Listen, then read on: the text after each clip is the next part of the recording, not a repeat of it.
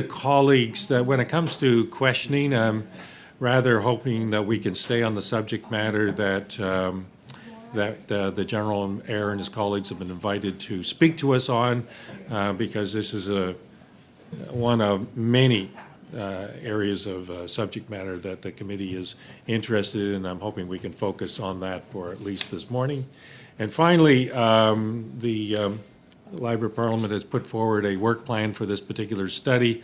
I'd be interested in feedback from the committee prior to us locking in on the proposed set of witnesses to follow this presentation. So with that, I'll call the meeting to order and ask General Air for his 5 minutes. And again, I want to, on behalf of the committee, thank you for appearing, but also, without trying not to sound trite about it, thank you for your service, sir, and your colleagues, particularly in the last year, has been extraordinary difficult, and I'm sure the challenge of yours and your colleagues' careers. So thank you for that. We look forward to what you have to say. Well, good morning, Mr. Chair, and thank you for this opportunity to discuss the security of Canada's Arctic, the threats we face, and the actions that we're taking to address those threats. You know, with me this morning, we've got beside me on the right Major General Peter Scott, Chief of Staff of Canadian Joint Operations Command. On my left, Major General Michael Wright, Commander of Canadian Forces Intelligence Command, and Mr. John Quinn, who is our Director General for Continental Defence in the department. Et pendant la deuxième heure de cette réunion, le vice-admiral. In this meeting's second hour, you will hear from Vice Admiral Angus Topshee, Commander Royal Canadian Navy, Lieutenant General Eric Kenny, Commander Royal Canadian Air Force, and Major General Konrad Mielkowski, Deputy Commander Canadian Army.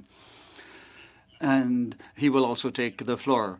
Mr. Chair, as you are aware, we are living in a time of great disruption.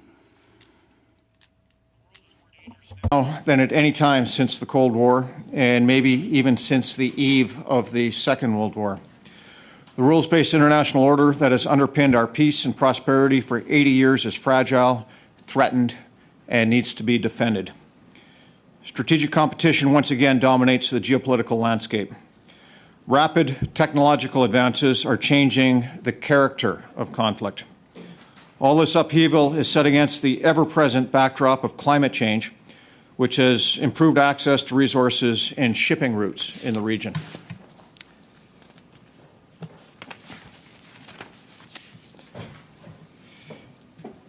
Et la guerre menée illégalement. And Russia's illegal war in Ukraine is not only an alarming demonstration of Russia's disregard for established international borders, but also has important implications for Arctic security.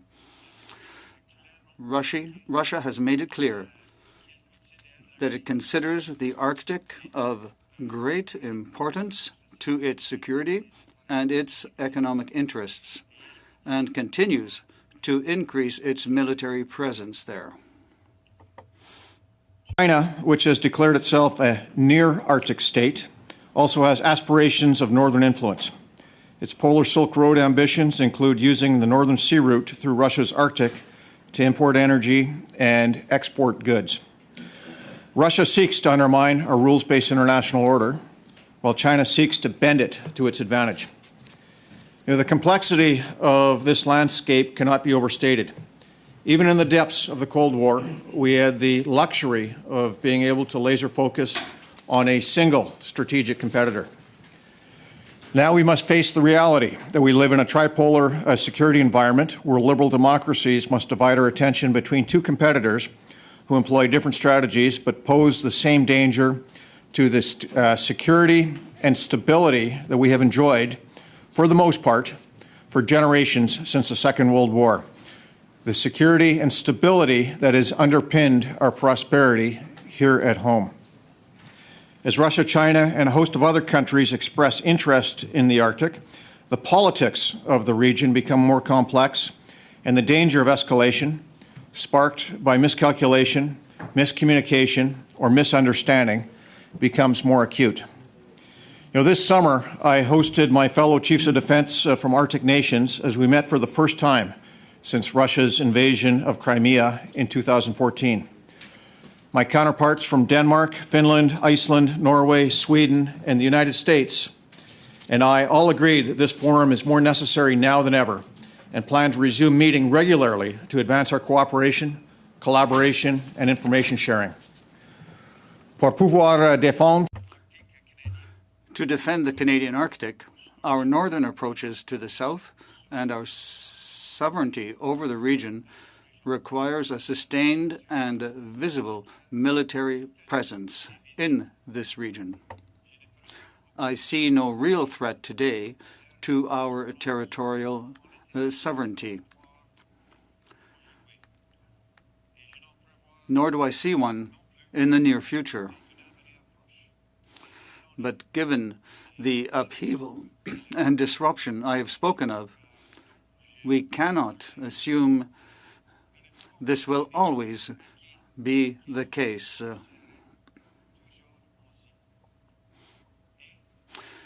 And if it should happen that this sovereignty were menaced, our presence in the region is limited. Canada and the United States have agreed to modernize NORAD, increasing NORAD's ability to sustain a presence and capacity, and its capacity and domain awareness in the north. This will complement initiatives being pursued, such as the De Wolf-class Arctic and offshore patrol ships, the Nanisivik Naval Facility, improved satellite communication platforms, future fighter aircraft, remotely piloted aerial systems, and enhancements to the training and effectiveness of the Canadian Rangers. But we can and must do more. For example, our hold on our Arctic would be much more secure with greater subsurface domain awareness at sea and with greater capacity to deploy forces from the south strategically and efficiently on land. Mr. Chair, preserving the security of Canada's Arctic is a significant challenge, a challenge that will only become greater in the decades to come. And given the challenges of developing capabilities and infrastructure to operate in that harsh environment, it will take decades to be ready. Once again, thank you for the opportunity to discuss this challenge with you. We look forward to your questions. Merci beaucoup.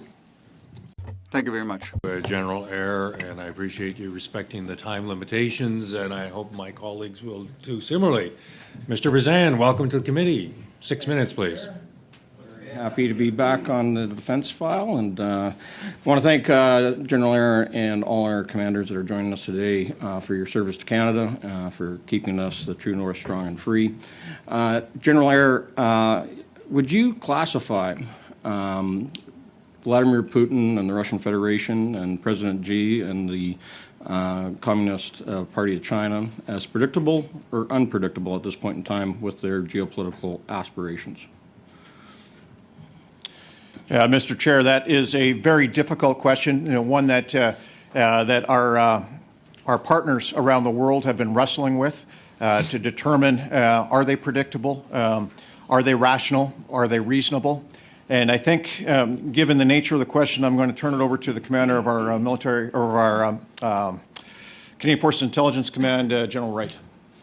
And I just asked if you can be as succinct as possible because I have a lot of questions I want to get on. Yeah, thank you, Mr. Chair. So I would say that they are both revisionist authoritarian regimes who are seeking to reshape the rules-based international order to fit their worldview. They are predictable in that we can listen to what Vladimir Putin said prior to the invasion of Ukraine. We can listen to what President Xi said just in the last few days about taking Taiwan by whatever means necessary. Yeah. However, there is also the unpredictability, but as General Eyre mentioned, this is the importance of our relationship with the Five Eyes to ensure that we are tracking all of the actions of both Russia and China. Okay, thank you.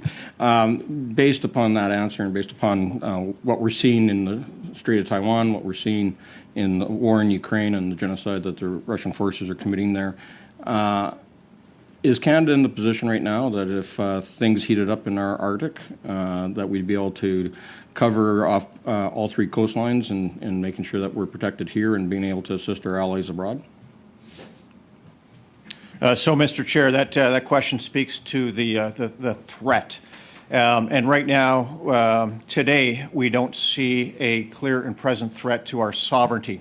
Not today, not this week, not next week, not next year. However, in the decades to come, that threat, that tenuous hold that we have on our sovereignty at the extremities of this nation is going to come under increasing challenge. And that's why it's important to invest in capabilities today that'll be with us for decades to come.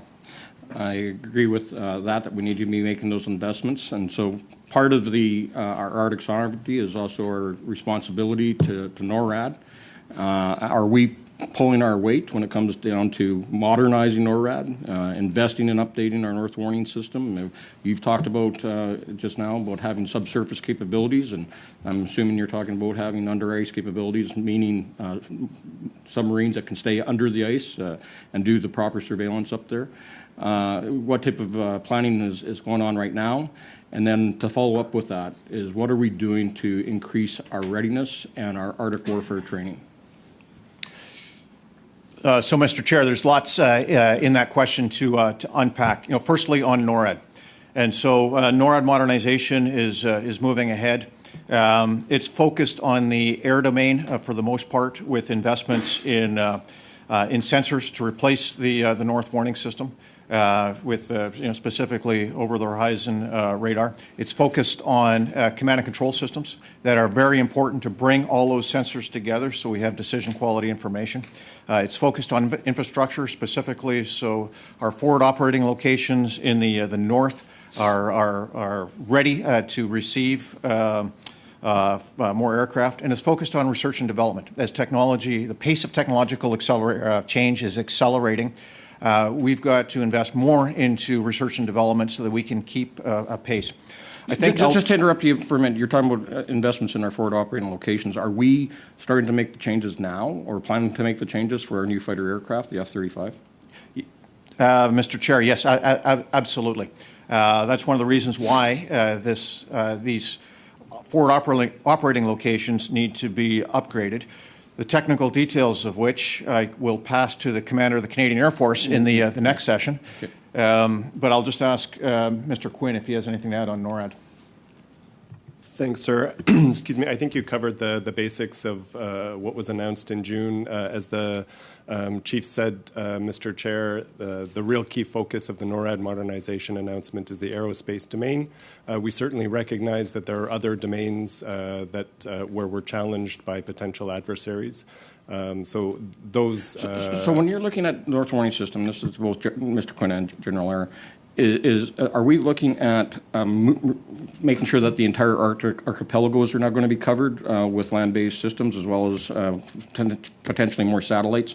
And secondly, is a ballistic missile defense part of the discussion on NORAD modernization, knowing that we have more air-breathing aerial threats coming in the form of more missiles, cruise missiles, hypersonic missiles? Very important question, of which he's left 30 seconds to answer it. Sir, I can start, sir, certainly on the surveillance. So the intention is certainly to have over-the-horizon radar that will cover out to the extremities of the Arctic archipelago. There's actually a polar over-the-horizon radar system as well that was part of the announcement that would see over the pole. So there's still some residual research and development to do to resolve some of the issues presented by the atmosphere at that very high latitude. But it's fully funded, so once that research and development is in place, there would be a high Arctic over-the-horizon radar station as well. So as you said, Mr. Chair, the intention would be to have full coverage over Canadian territory and approaches. Thank you, Mr. Brzan. Ms. O'Connell, 6 minutes, please. Thank you, Mr. Chair. Thank you all for being here. General Eyre, I want to talk about some of the new commitments and cooperations with Indigenous populations. I believe a contract was signed in April of this year to maintain the North Warning System or the Northern Warning System. Can you perhaps speak about, or anybody on the panel today, speak about why involvement with Indigenous communities, one, I can see, even being a civilian in this space, could see the retention, recruitment of personnel to maintain northern, watch or security measures, but why this partnership and this new commitment to engage with Indigenous populations in the North, perhaps if that will set Canada apart in terms of our expertise, as well as how you see that continuing and perhaps growing. So I'll say a few comments before passing, Mr. Chair, before passing over to Mr. Quinn. But firstly, consultation is extremely important as we go forward with all of these projects to make sure that that we have excellent mutual understanding and respect, so there's no surprises. Secondly, we need to look for win-win solutions. And so when we invest in security in the North, it has to be security not just for the entire country, but more specifically for the North as well. But at the same time, it has to bring economic benefits, job opportunities to those communities in the far North, and open up other opportunities such as communications. Jonathan? Thank you very much, Mr. Chair. Just a couple of additional points. As the Chief said, consultation is paramount. We have done some initial consultations with Indigenous leadership, provincial and territorial governments during the course of the development of the proposals for NORAD modernization. Got lots of fantastic feedback about what the local priorities are, and then overlaid that with the Canadian Armed Forces requirements to seek out proactively opportunities for mutual benefit. Sorry, don't mean to cut you off. It's just I'm limited on time. Just on that, though, I understand the consultation piece, but it's the expertise. Living, General Eyre, you spoke about the unique needs of infrastructure and the brutal weather conditions in the North. Would that not also see the opportunity with that engagement as not just a consultation piece and the community benefit, but the expertise of the land itself and the extreme weather conditions? Could you maybe speak on any considerations there? Again, sorry, don't mean to cut you off, just limited in that time. Mr. Chair, the honourable member is absolutely right that expertise, we need to tap into it, especially in terms of infrastructure construction, where it's very, very difficult, changing circumstances with climate change, and how do we make that infrastructure durable and able to be sustainable into the future. Jonathan, anything you want to add? Maybe, Mr. Chair, the only thing I would add is that it's really clear that the challenges that the Canadian Armed Forces have in operating in the North are much the same as the challenges that Northerners have in terms of infrastructure deficit, broadband access, and that sort of thing. So that's another reason why, as we invest in kind of resolving those challenges for the Canadian Armed Forces, we expect there to be lots of opportunities to help address those challenges for Northerners as well, but also to develop those solutions together, as you say, capitalizing on the knowledge and the expertise of Northerners. Perfect, thank you. And just following up on actually a question that Mr. Bazan raised too, we heard in different studies, in our ongoing study in terms of and updates with the illegal invasion of Russia into Ukraine, but some of the things that came out from witness testimony was the discussion around Russia and China both have eyes on the North in the Arctic, and while they may be what's the saying, that the enemy of my enemy is my friend, but when it comes to the Arctic, they may both have competing interests. Considering we're in open session, I know there may be limitations on what can be openly discussed, but given the situation in Russia with Ukraine and China and Taiwan, do you see that landscape changing in terms of their ability to focus on the Arctic, or that competition, so to speak? So, Mr. Chair, even though Russia is focused on the Ukraine, and its land forces are getting pretty chewed up there, they still retain significant capability in the other domains: cyber, space, air, maritime, surface, and subsurface. But as they become more isolated, they become more beholden to China. much more of a vassal state, perhaps. And perhaps what we may see is some of those, the reluctance to cooperate to a greater extent in the north. Perhaps we see that going away. But I'll ask General Wright for his assessment.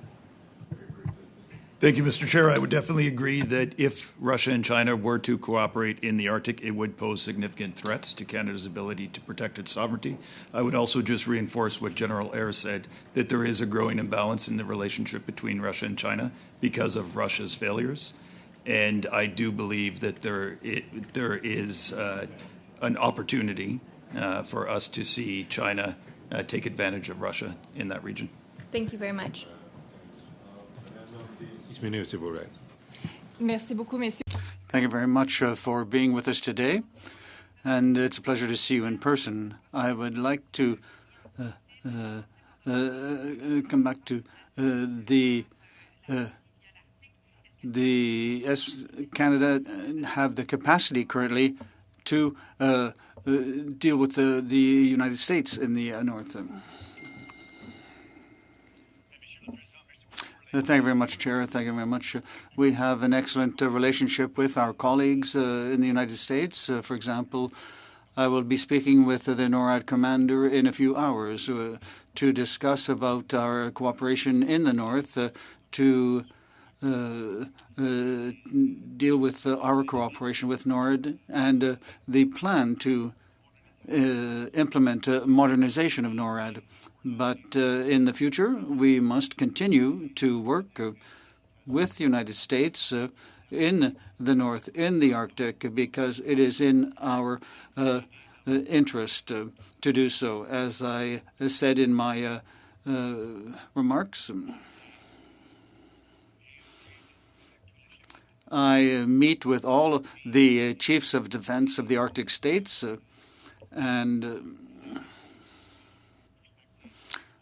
we shared the same view.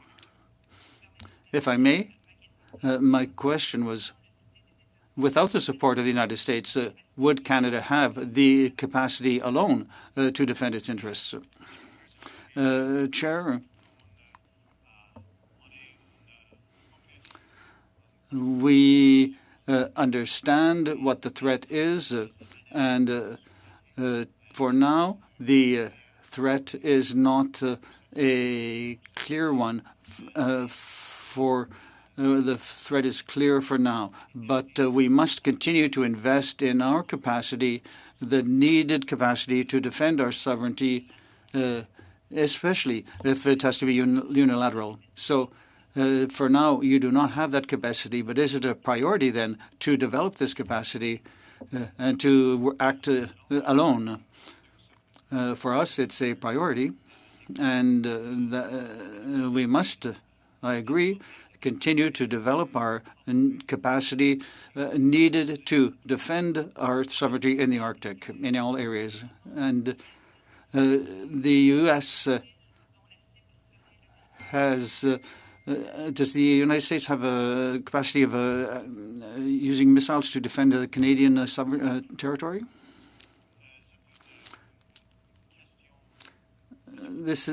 Chair, this is a complicated question because of the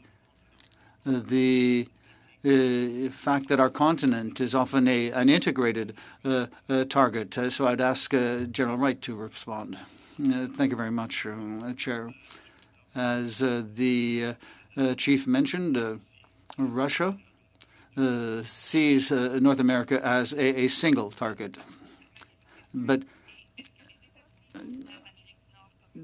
does the United States consider North America to be a single target? Chair, this is an issue that should be asked of the United States. I understand that there'd be some work to do, but I think in the recent months there may be a will to perhaps put Canada under the American missile shield. And what would this imply? Chair, this is an issue of policy. but I think that the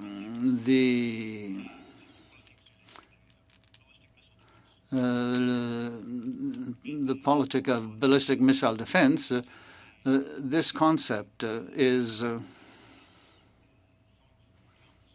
not particularly relevant, because now the concept used by our allies is integrated air and missile defense, where there are three systems: the sensors, the response, and the command and control system. And all these systems are fully integrated in a network. So it is difficult to isolate just one type of threat, because there are different types of threats, and the hypersonic missiles, cruise missiles, different types of missiles, and the integrated missile defense is the concept for the future. And will Canada have the capacity to play a useful role in this kind of network? What could Canada bring to it? In my opinion, we can contribute to our situational knowledge of the Arctic, and I would also ask Mr. Quinn to respond with more detailed information. Thank you very much for the question.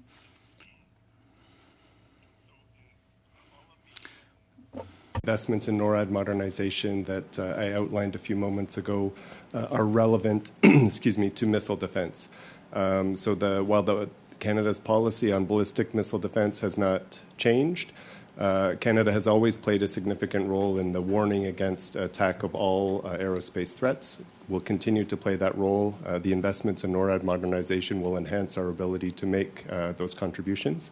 And as well on so-called air-breathing threats, so cruise missiles, which are increasingly of concern to the commander of NORAD, primarily because of the rapid development of very modern variants of cruise missiles from our potential adversaries, and also the perceived lower threshold for Unfortunately, we're going to have to leave the answer there. Oh, sorry, Mr. Chair. That's all right. Madame Normandine is way over her time.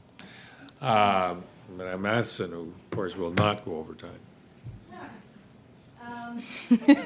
But I will continue in this sort of, I guess, line of questioning, and I really appreciate everybody being here. It's great to see you in person.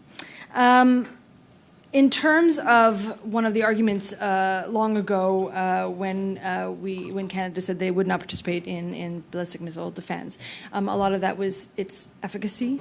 It had a 50% success rate. It was a huge cost sink.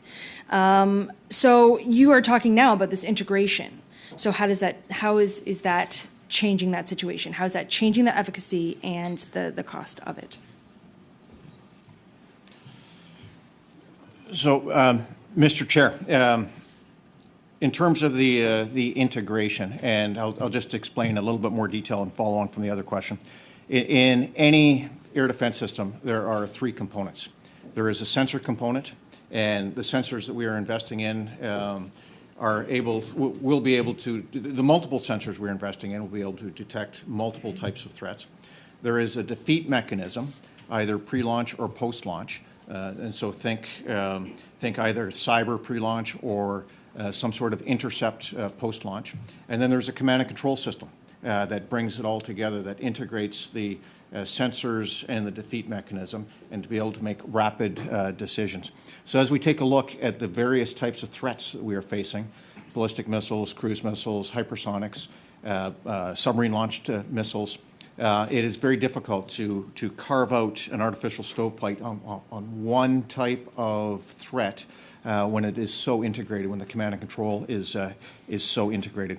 That's why the investment under NORAD modernization for the command and control that allows us to better integrate those various aspects and be part of understanding what is happening is so important. Now I'll ask Mr. Quinn if he has anything else to add on that. No. Okay. So, but in terms of that defeat mechanism too, I mean, have it been explained where ultimately it's hitting a moving bullet with another moving bullet? That's why it's been so problematic, to say the least. So that when we say like a 50% failure rate, I mean, that's a big deal, right? So how has that improved? So, Mr. Chair, I don't have the expertise to be able to talk about specific missiles and specific intercepts, but as we can see from the war in Ukraine and the number of Russian missiles that are being intercepted, yeah, there is efficacy in having a air defense counter missile system. Okay. In terms of, I'm trying to get to. The idea of modernization is absolutely necessary and clear. The insurance that our men and women in the armed forces, they have what they need to do the job, a very, very dangerous job. But that is very different than a larger weaponization or that growth. And a lot of people, when they were talking about the ballistic missile defense, they didn't want to go down that route because when we get bigger guns, they get bigger guns. When we get bigger systems, they get bigger systems. How are we avoiding that now? So, Mr. Chair, I think what the question gets to is the essence of deterrence. And right now we are seeing efforts by Russia to use nuclear coercion to further its national aims. And make no mistake about it, other nations are watching. Other nations are seeing if it's worthwhile investing in nuclear arms so that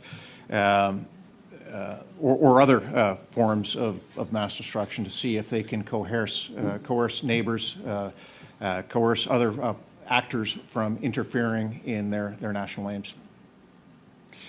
The fact that Canada didn't play a role in the nuclear proliferation talks over the summer, is that a problem? So, Mr. Chair, from my perspective, I have no opinion on that, but I'll ask, again, our policy expert, Mr. Quinn, if he has anything. Mr. Chair, I think for this one, I understand that the committee may hear from colleagues from the Global Affairs Department later in the study. I would think they would be better placed, and not trying to dodge the question. It's a very good one, Mr. Chair, but I suspect our colleagues from the Global Affairs Department would be better placed to answer that one. Thank you. That is correct. Is that my time? Nope. Oh. No, you got a minute. Okay, so maybe we'll leave that, but then could you please talk about those other forms of defense? I mean, or deterrence, those Five Eyes and the collaborations. But again, with an idea, how are we working multilaterally with our partners without contributing to that increasing idea of an arms race? So, Mr. Chair, this speaks to what deterrence means in a Canadian context.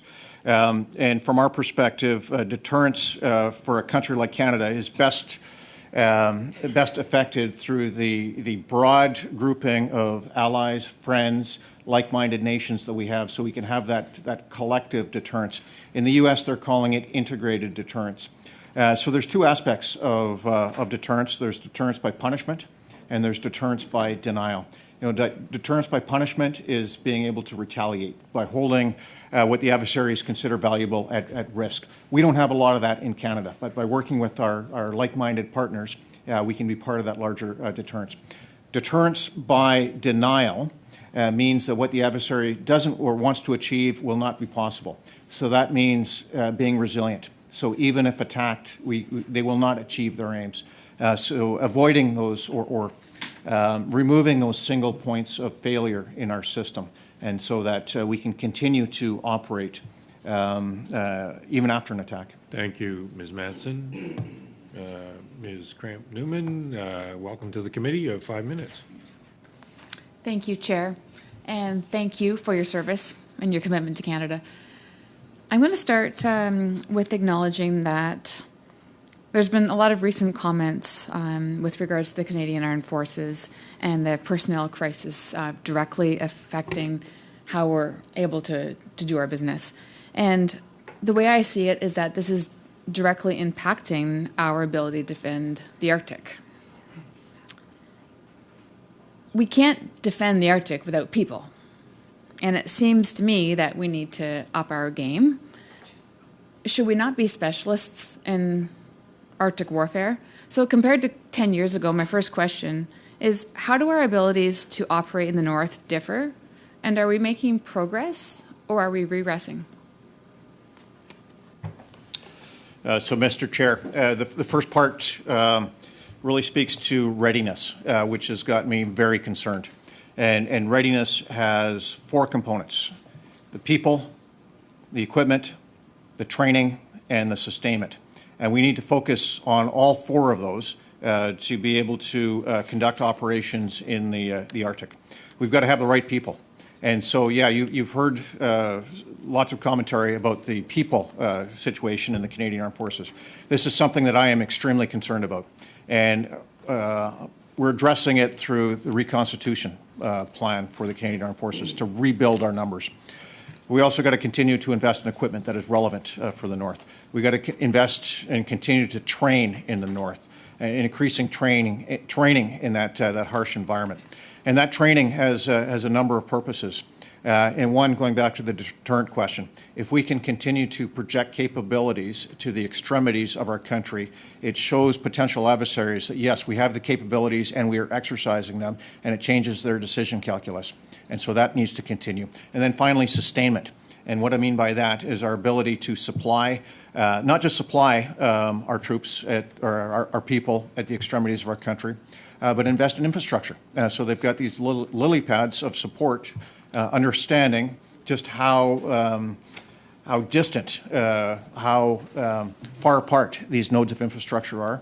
Well, we need more of them to be able to have much more of a, perhaps not permanent, but persistent presence in the North with capabilities that come from the South. Okay. Thank you. So to recap what you've said is that we've got to do this with a sense of urgency because it's affecting our ability to respond around the world. So what I'll pose at this point is you've been quoted as saying that 1 in 10 positions go unfilled in the Canadian Armed Forces. And how can we, or can you identify the training activities and the operations that have needed to be eliminated by this? And or are they just being scaled back? And furthermore, just to complement that question is, can you speak specifically relating to the Arctic, and will Operation Nanook be canceled or will it be scaled back? So, Mr. Chair, every activity that we're doing, we're looking at through the lens of reconstitution. How can we achieve the strategic effect with perhaps a lower number of people as we reallocate resources to train more, to rebuild, to conduct the basic training, et cetera.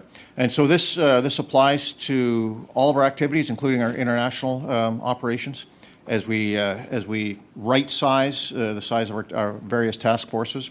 But it also applies to training exercises here at home, where we have deliberately prioritized individual over collective training. And what I mean by that is individual courses, basic training courses, et cetera, leadership courses that grow our number. Collective training is when you get groups of individuals, units working together.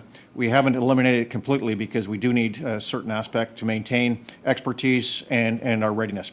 To the Operation Nanook question, no, that exercise, that operation is not going away. That is our most visible round-the-year presence in the Arctic, and that's going to continue. And if you have further questions on that, General Scott, who hasn't had a chance to talk yet, is eager to say a few words on that. He has 30 seconds.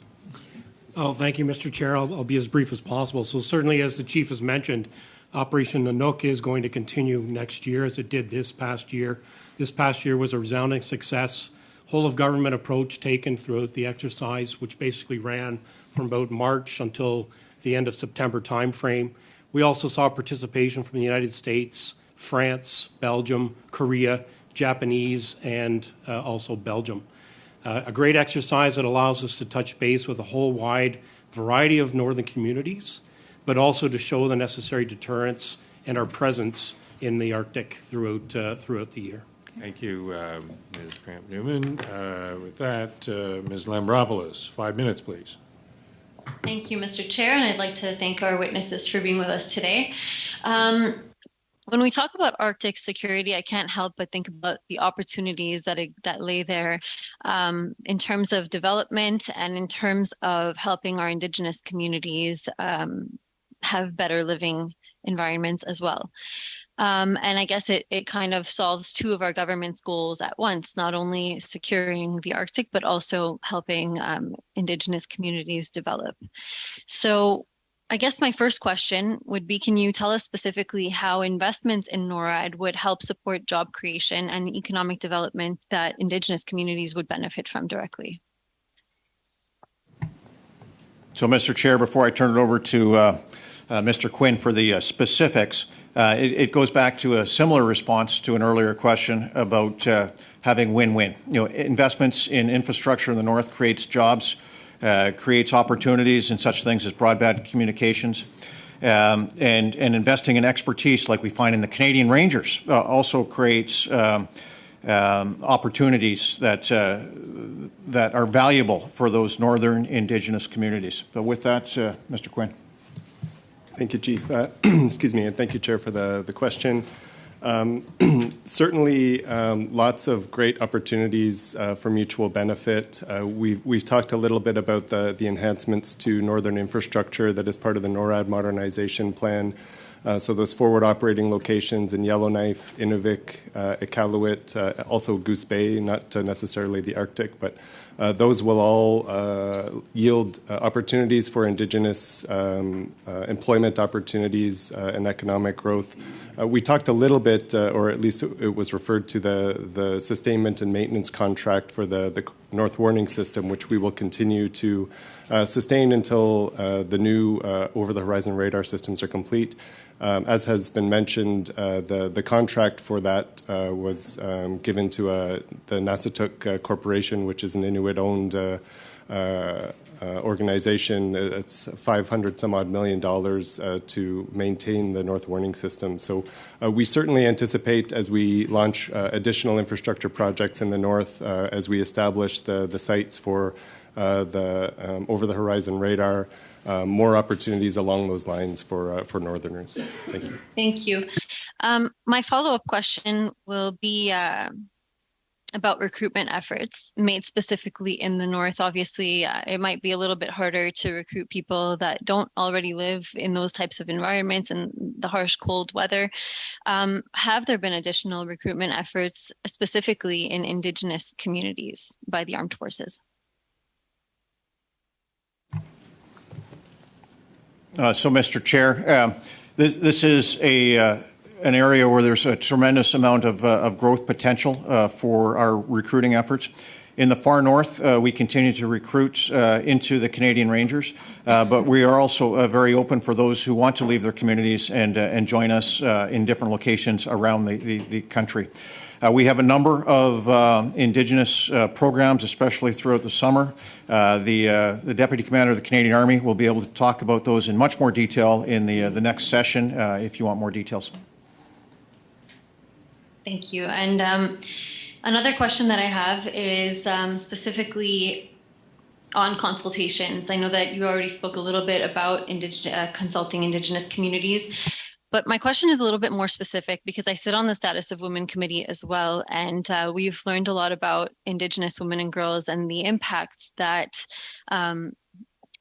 I guess the impacts of resource extraction in areas such as those, but I believe that building of infrastructure could have similar impacts on these communities and on women and girls. Are they being consulted, and is anything being done in order to prevent tragedies that happen to these women while groups of men are brought into the community in order to work on projects? Briefly, please. Well, Mr. Chair, as we do our consultations, we have to have a gender-based approach to be able to ensure we've got the full view of the communities and the impacts that our presence or activities would have on them. Mr. Quinn, anything to add? Just very briefly, Mr. Chair, it's a really important point. As the CDS said, we did extensive GBA plus analysis as the proposals were being put together. And the consultations to date with Indigenous leadership have been very initial kind of pre-decisional consultations. So as we move forward with implementation, look at what specific investments are going to be made in the north, those more in-depth consultations that will certainly take into account the unique experiences of women and girls as these projects are being implemented will certainly be taken into account and given lots of consideration. Thank you, Mr. Chair. Madame Lambropoulos. Madame Normandine, 2.5 minutes, s'il vous plaît. Ms. Norandin, 2.5 minutes. I would like to come back to the question on the lack of manpower you mentioned, and there have been cuts, and you want to reconstitute the forces and the numbers, and should we start to eliminate unnecessary positions, and what priority do you give to other obligations, for example, climate change and the involvement in other operations? Everything is important, of course, but what is the priority? Chair, thank you very much for the question. Our priority is always our role in the country to protect our citizens. This is more important than international operations, but we have to achieve a balance. But always the priority is Canadians. In the context of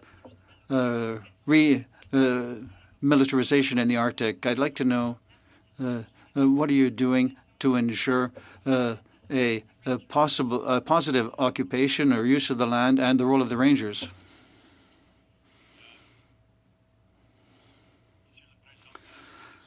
Chair, as you know, this is a vast territory. It's very difficult to be everywhere in this region. That's why it's very important to have a system of based on situational awareness and knowledge, and to help us to target our efforts and to identify where we must deploy our forces. You're right that the Rangers are a very important tool for developing this kind of situational knowledge. And it's an organization that we must invest more in. Thank you very much. 2.5 minutes.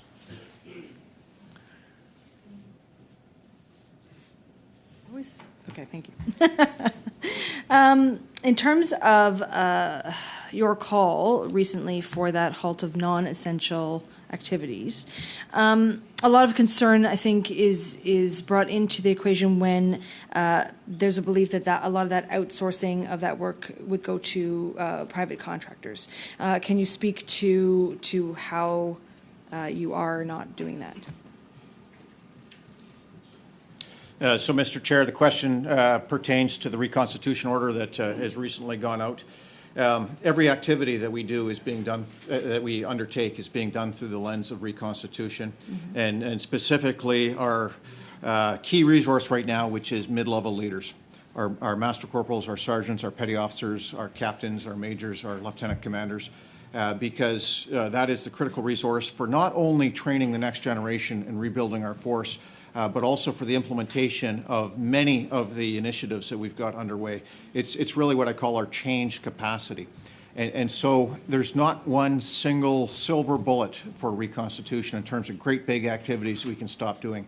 It's 1,000 small activities that we take a look through that lens and gradually and collectively save that capacity and refocus it on where it needs to go.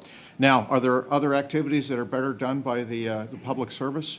Absolutely. And we're in a constant work with the defense team as to what is much better done with somebody wearing a military or somebody who is a public servant. And so that work, that structural work continues as we design the force of the future. Okay. And just really quickly, we've learned obviously a lot throughout COVID in terms of the stresses on our healthcare system, and those human resources just being put to capacity. So how, when you talk about this reconstitution, more work may fall on those mid-level folks. How are you finding that balance for them? Yeah, and that is, Mr. Chair, that is an absolutely critical question, because we've got to manage the tempo of those mid-level leaders to ensure that they stay with us. You could almost look at it as individual reconstitution, because all of us, every Canadian, has had a hard time coming through the pandemic, and you see it in some of the stress in our society. And that is no different than members of the Canadian Forces. So we need to invest in wellness. And that's a leadership priority at all levels, to make sure that that tempo is managed, to make sure that we achieve sufficient work-life balance, to ensure that we have proper investments in our own healthcare system. And I think it's important to recognize that the Canadian Armed Forces, under the Canadian Healthcare Act, has its own healthcare system. And that's where we get, for the regular force, where we get our primary health care. And that desperately needs reconstituting as well. Unfortunately, we have to leave the answer there. I appreciate it. Ms. Masson, time is up. I don't take any great joy at cutting off a general. Yeah. Oh, okay, maybe I do take a little joy. Yeah. Ms. Gallant, 5 minutes, please. Mr. Chair, the Integrated Logistics Support, ILS, at Inuvik, NORAD's forward operating location, is the epicenter of the Canadian NORAD air defense and the only operational military base in North America on the Arctic Ocean. Who ordered Real Properties Operations to terminate the ILS hangarish contract, which conflicts with the SSE and the minister's mandate? So, Mr. Chair, I don't know. Jonathan, do you know? Okay. Okay, so yes, I would like to find that out. We're not sure if it was something that was an actual political order, or if it was the bureaucracy that just made that on their own, and how did they essentially overstep you? So, Mr. Chair, we'll take that question on notice. Okay. General Eyre, during previous testimony, you stated that the reason the CAF members were being fired over refusing the COVID shots was that it poses a lethal health risk to people, as well as the spread when on a ship. But the HMCS Winnipeg returned to port after 7 sailors tested positive while at sea. So it would seem that the shots, that you said were necessary to stop that spread didn't work. So how conducive do you think it is for potential recruits to see the firing of a number of CAF members because they didn't want to play a COVID shot roulette? And how many troops are getting the boot for refusing to take the shot? At this point, intervene and just say that I said at the beginning, we're here. We've invited General Eyre and his colleagues here for an Arctic study. It's pretty hard for me to determine how that question relates to the study for which he's been invited. I'm going to permit General Eyre to respond to that question if he wishes. However, I say to colleagues again, we've stayed on this subject matter for pretty well the balance of the hour, and I don't like to see us leave the subject matter. Mr. Chair? I thought there would be one. I would just say this, that General Eyre did talk about the recruitment and the personnel shortage that we're currently facing and how that's impacting upon operations, including in the Arctic. So I think that this is a relevant question. That's a point of argument, not a point of order. May I ask you to continue? So, Mr. Chair, this is a tough issue for our society.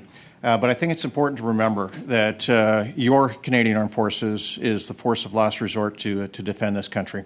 And we have to take measures, additional measures, to ensure that we are ready to be that force of last resort. So it's important. And we're an organization that serves to protect others. We're an organization that is predicated on teamwork. And part of teamwork is protecting your teammates.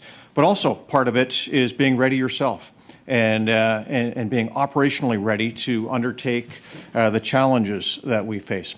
And so we know that the vaccination has reduced the severity and intensity of symptoms.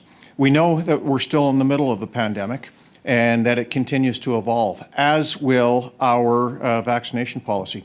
You will note that last week we issued an updated, and I've called it an interim policy because of that, it continues to evolve. But Mr. Chair, we need a force that is focused on protecting others, protecting each other, focused on teamwork, focused on following orders. In my first 8 years of service, I filled up 3 international vaccination books because of international requirements, because of national requirements, because of vaccination requirements. It's nothing new. No, it's not anything new. These soldiers with whom I've spoken are just concerned because they're in that 19 to 39 age group that whereby it's a high risk for them. Now, back to the Arctic. If the Harry DeWolf is ready to conduct forced generation activities after forfeiting its participation in Nunavut in 2022, this November and December, what number of new recruits will be on board? So, Mr. Chair, I do not have the specifics for that, but the Commander of the Navy is going to be with us in the next session, and I'm sure he'll be well prepared for that question. Very good. So do we have any more time? Okay. So I did not receive an answer to the previous question in what number of people are going to be ejected from the military on the basis of the refusal to take the vaccine. So, Mr. Chair, based on the best of my knowledge, everybody who's been in the release process is finished that process, and there's nobody waiting to be released. But that's the best of my knowledge. There could be a handful of others. And why weren't they court-martialed? Why were they just administratively released? Mr. Chair, that's the policy that we put in place at the time, and it's worked out.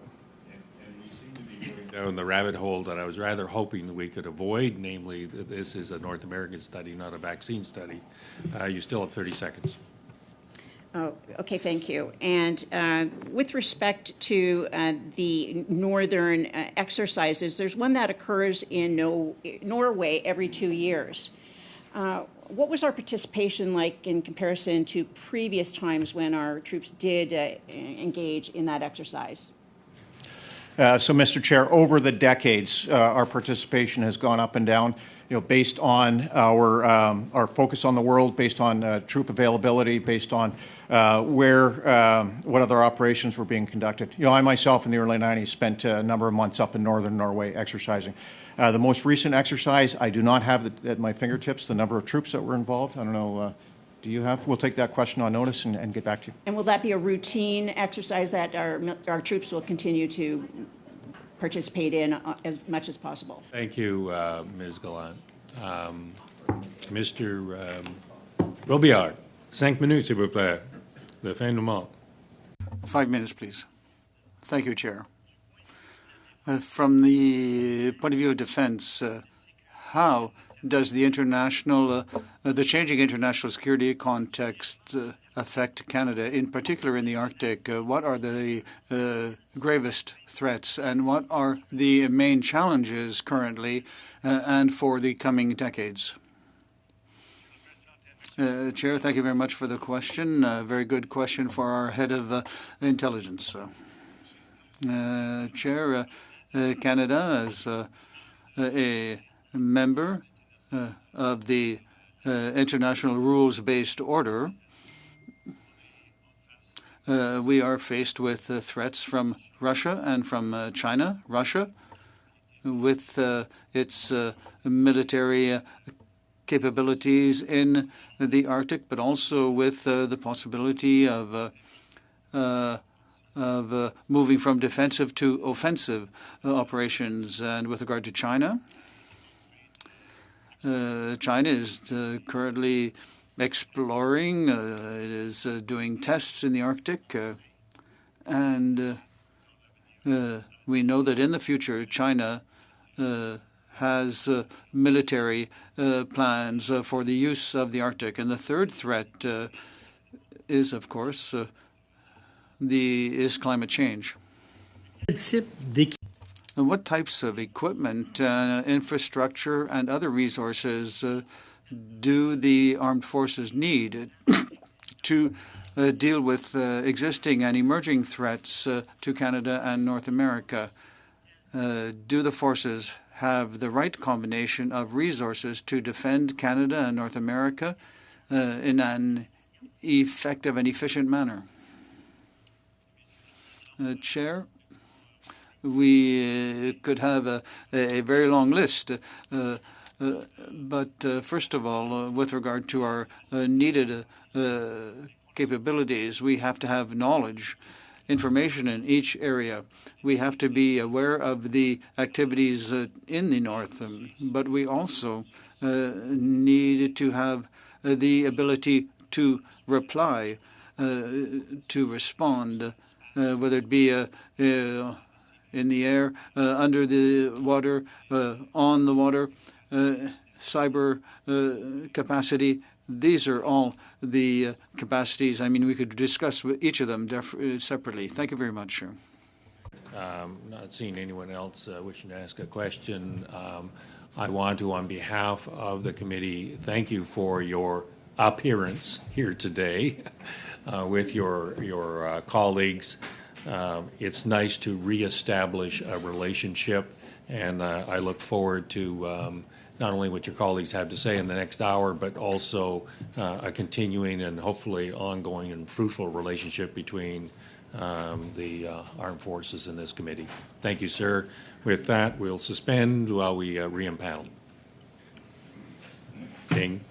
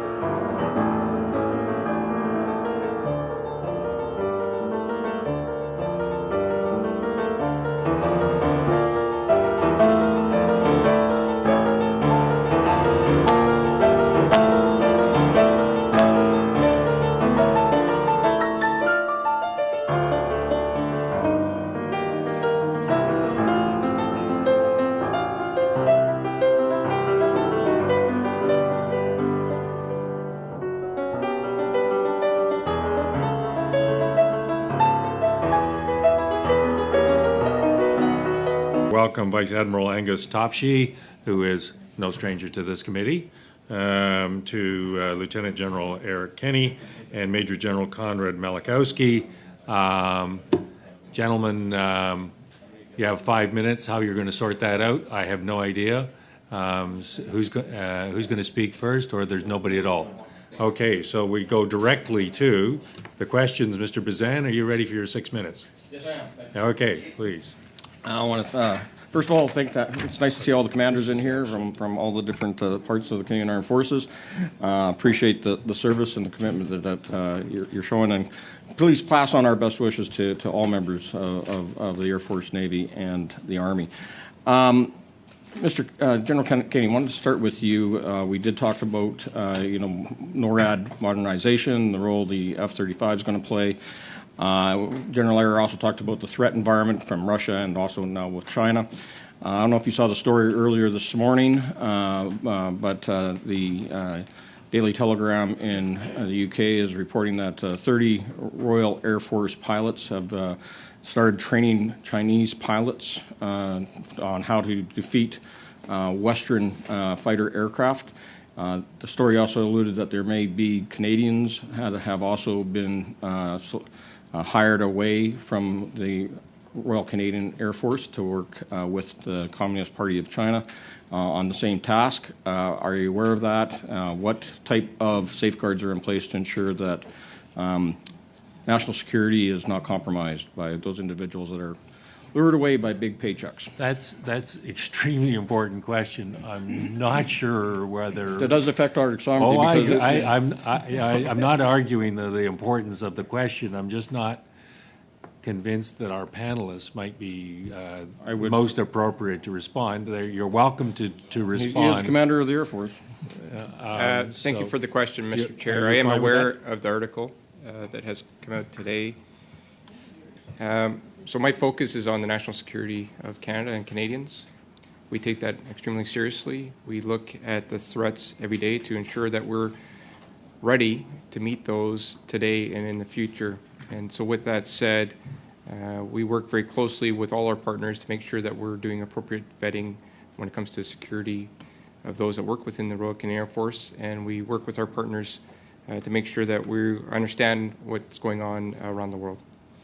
So I would hope that this would be escalated up, that this is something that has been taken seriously. I'm hoping that through the National Defense Act and the Security Information Act that there's ways to control individuals like that may be lured away because of huge financial rewards for trading away essentially what would I consider a state secret, and that there be proper reprimands for those that do it. On the F-35, when do we expect a contract to be signed? Thank you for the question, Mr. Chair. The Future Fighter Capability Project is moving apace. We're in the finalization phase at this stage. It's being worked by Public Service Procurement Canada. At this phase, we are working with the U.S. government and with Lockheed Martin in particular to see if they can provide the requirements as laid out in the high-level mandatory requirements. We, as per the Minister's announcement, are looking to see a contract by the end of this year. General Malachowski, we were talking about recruitment and the difficulties in having enough operators. How severely impacted is the Canadian Army right now, especially in carrying out our NORAD commitments as well as our Arctic sovereignty training exercises like Op Nanook? Yeah, they'll turn it on for you. Thank you for the question, Mr. Chair. In answer to the question, as it comes to NORAD operations, the Canadian Army is usually a supporting arm of the Canadian Armed Forces to NORAD activities, and perhaps either a colleague from CJOC or potentially the commander of the Royal Canadian Air Force could contribute with that. However, you did ask the question, sir, about training activities, and so typically the Canadian Army participates in the 2 of 4 of the cyclical Nanook training exercises in the north, 1 in the winter, 1 in the summertime. And our most recent iterations of that are with approximately 100 soldiers. Both were from different parts of the country this year. and local rangers in both Cambridge and Resolute Bay in the area of about 24, sir. So what's staffing up at Resolute Bay right now? That should be our center of Arctic warfare excellence. So you're saying we're only putting a couple of dozen of operators through there at any given year?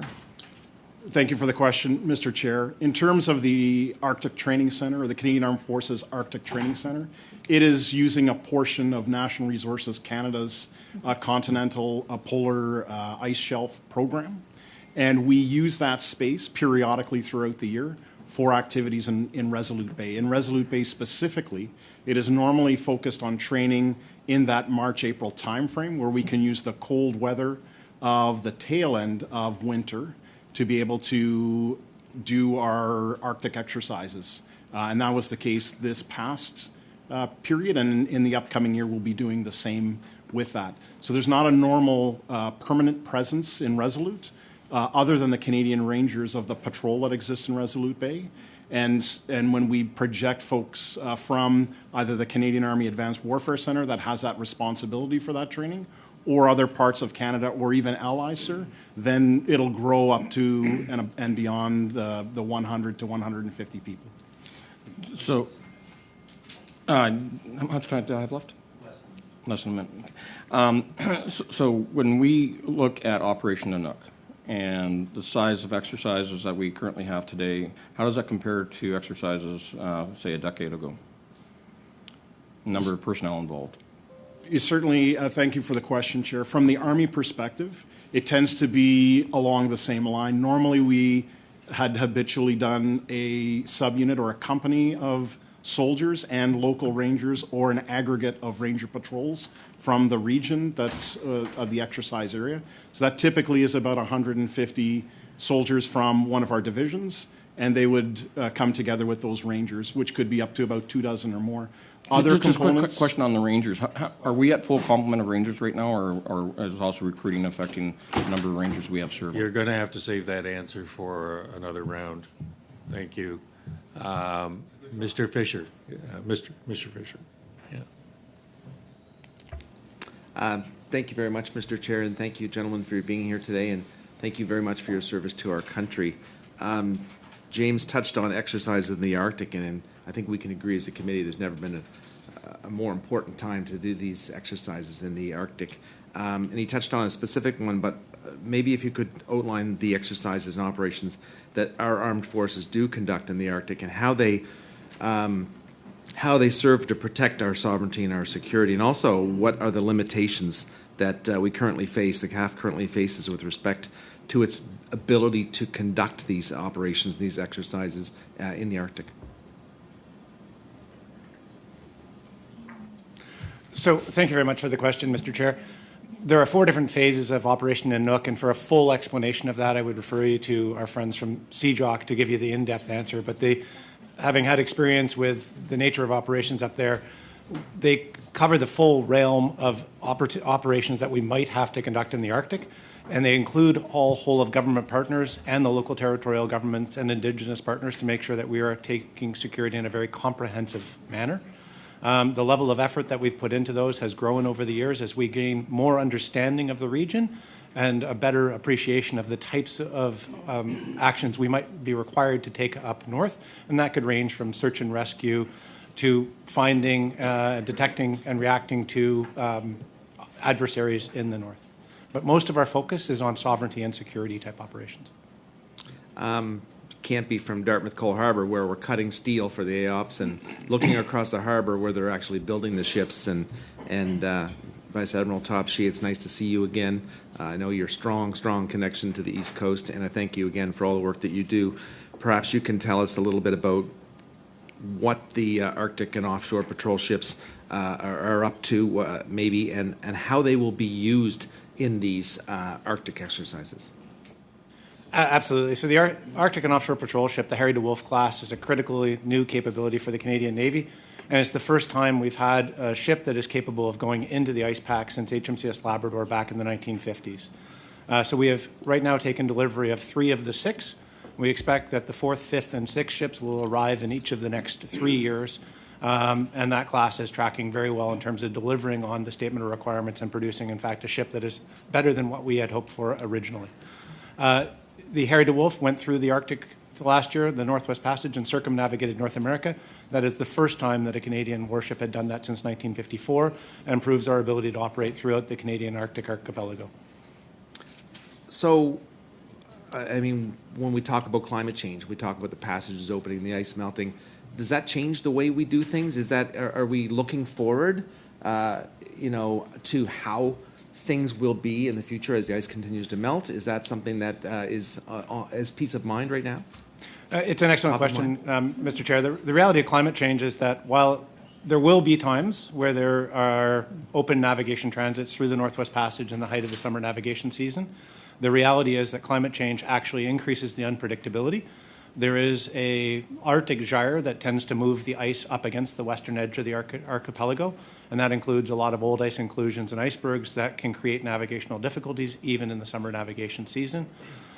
As well, we can see the effects of climate change can create storms and other phenomena that complicate the situation up in the north, so that climate change is not something that's necessarily going to make the north more accessible at sea. It makes it more unpredictable and in some ways more dangerous. Excellent. In the last panel, we talked about investing in wellness. Can you tell me, General Eyre spoke a little bit about it, but can you outline perhaps what that investment in wellness looks like for our members of the CAF? So the Chief of Military Personnel is working on a number of different initiatives to make sure that we take care of the quality of life of both our members and their families across the board, and I would defer to her to speak to those in great detail. Many of them are still awaiting to go through a process of Treasury Board approval. All three services have taken on measures to make sure that we value the sailors, soldiers, aviators, and operators who work in the Canadian Armed Forces, and that we recognize the difficulty of their service as best we can.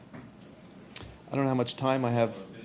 I don't have a minute and a half worth of questions, but I want to acknowledge the fact that you mentioned our military families, and I do appreciate the fact that you speak to the support that military families need as well, and the contribution that they make when a member serves for Canada. So I want to thank you very much for that, Mr. Chair. I'm good. Thank you. Commissioner. Madame Normandin, 6 minutes. Ms. Normandin, 6 minutes. Thank you very much. Thank you for being here with us, and I'd like to start with questions on maritime surveillance. I'd like to hear your opinion on the collaboration between the Coast Guard and the possibility of militarizing or arming the Coast Guard vessels and the relations with other nations' ships. Thank you very much for the question. This is an area where you have excellent cooperation with regard to Arctic surveillance through our Maritime Security Operations Centre. We have 3 centres across Canada, and this is cooperation amongst the various ministries and agencies of the government. And I don't really believe that there is a lack of capacity with regard to our ships. The question is, are we able to detect, to conduct surveillance across the Arctic? There are things that are away. We are doing a good job, but with the modernization of NORAD, we'll have increased ability to ensure surveillance across the Arctic. But with regard to maritime, what about the Coast Guard? Can it be improved? There are always improvements that we can make. For example, we experimented with a system of traps, a portable system that has a passive sonar that's put into the water, and it was put on the Harry DeWolf during its trip through the Northwest Passage. And it's capable of detecting submarines. I would like to between Russia and China, which poses the most risk or the most potential problems in the Arctic? Chair, an excellent question. That depends on the specific situation. In regard to underwater activity, it's Russia, but with regard to surface vessels, China has greater capacity. But in the Arctic, in the ice environment, it could be both of them, but it's not really a direct threat that we're seeing right now. It's an indirect threat to the international rules-based order. And with regard to that system, it's maybe a more political question, but the United States does not recognize the Northwest Passage as our internal waters. Is this something that should worry us in the future? Because when we're talking about the potential adversaries and should there not be a change in attitude? I mean, right now we're just agreeing to not agree, but excellent question. This is an issue of politics and policy. I'll leave that for foreign affairs, but the protection and the regulations with regard to the Northwest Passage and the Arctic. We have excellent relations with the United States in this area and in the high Arctic, and there are many ways of protecting Canadian sovereignty. And since we already we also have air and sea defense, and what are the failings or the inadequacies? What do you need more of? I'll begin, if I may. When we talk about threats in the air and space areas, certainly Russia is a competitor. Certainly, there's not really a threat in the near future, but they do have the capacity to act in the north if they wished. If we look at the future, China has capabilities that are growing, and they may come to the north as well. And what about the situation of drones? And this is such a vast field, and when we start to have drones that are autonomous, are they able to be detected and countered? We have a system called a remotely controlled system, which we should have in place for 2024, where we will have a base in Nova Scotia and in British Columbia. These bases will have the capacity to also land in Yellowknife. So we will have capacity to undertake missions across Canada to defend and detect against drones, something that we do not have. And this is very important for sovereignty. Thank you very much. Ms. Masson, 6 minutes. As is usually the case, Madame Normandin takes a lot of my questions. So I guess to follow up and continue for drones, I mean, in a past study we were talking about, and we went back to the Canadian Rangers, and one of the witnesses, he said there has to be a good balance. So in terms of that question that Madame Normandin had asked, for that drone capacity, how does that factor into boots on the ground, balance, and furthering that drone capacity? Where do you find that balance? Thank you for the question, Mr. Chair. So the reality is that we need to be able to see threats or impacts to our sovereignty first to be able to then deter or defeat if required. So with drones specifically, or the remotely piloted aircraft system project, when it delivers starting as early as 2026, what we're anticipating to see is increased domain awareness, at least from an air and ground-based perspective. We couple that with some of the NORAD modernization announcements, which are some space-based capabilities that will be delivered to give us enhanced communications as well as surveillance from space to really provide us a capacity combined with over-horizon radars that we discussed earlier to have that domain awareness. And once we have the domain awareness, then we can take appropriate actions, and we can take, considering the vast size of Canada, the resources and put them in the right place. Okay. In terms of that collaboration too, so I've tried to on the ground when I'm be able to visit a ship or potential aircraft or so on. They talk about the ability. I guess in a more research or surveillance intelligence type of way.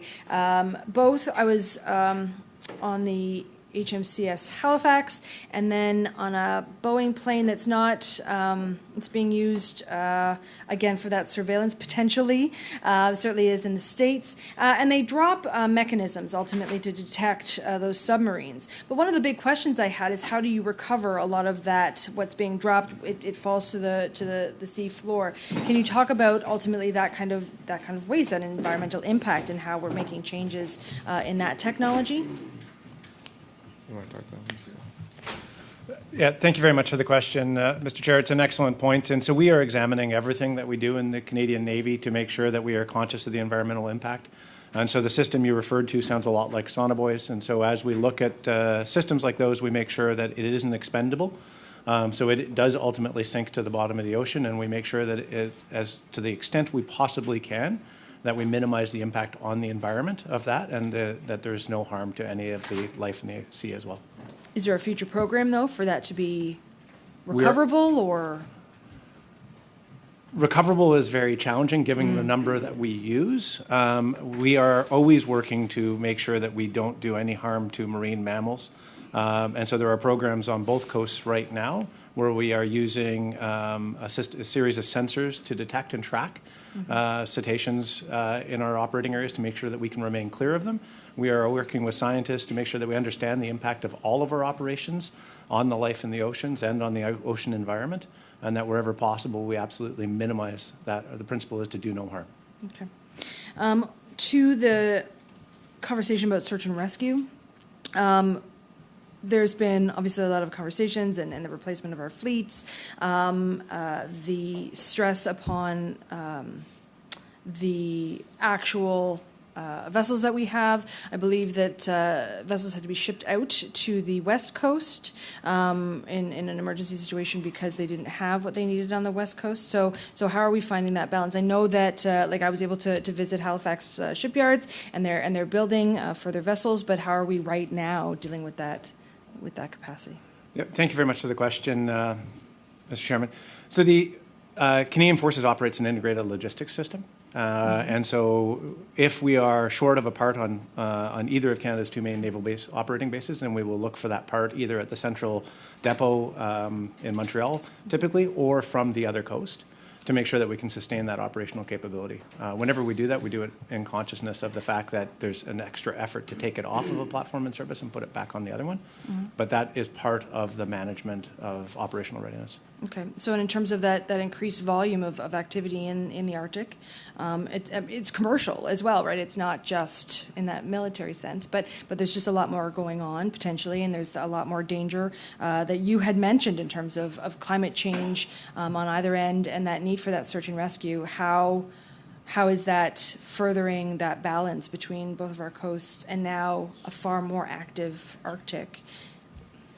So for questions related to search and rescue, I'll defer to my friend from the Canadian Air Force, but I will say that the way the Navy looks at the Arctic environment is we treat it as an expeditionary theater, which means that we need to deploy with all of the capabilities that we require to be able to operate up there because we recognize the limited capacity of Arctic territories to support other things. We don't want to take away the resources from the local communities.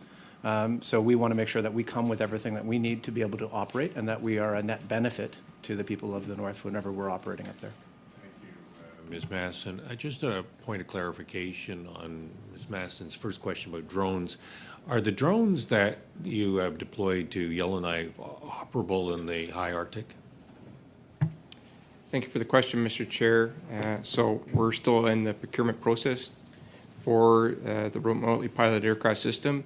The aircraft, to meet the high-level requirements, has to be able to operate in the Arctic and to be able to operate out of places such as Yellowknife.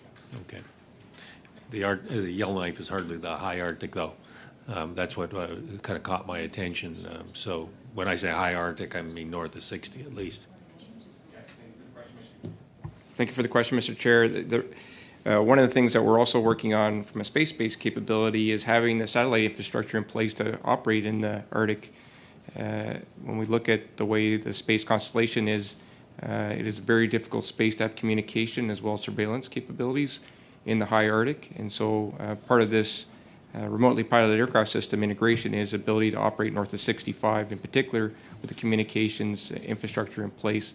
And it leads into some of the NORAD modernization announcements on some space-based capabilities that will be delivered in the coming years. Thank you.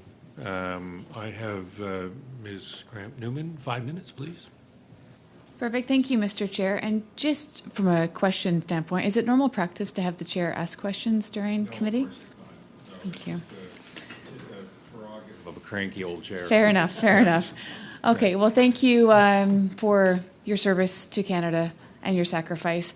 With all due respect, through our lens, we don't have enough pilots, we don't have enough sailors, and we don't have enough boots on the ground in general.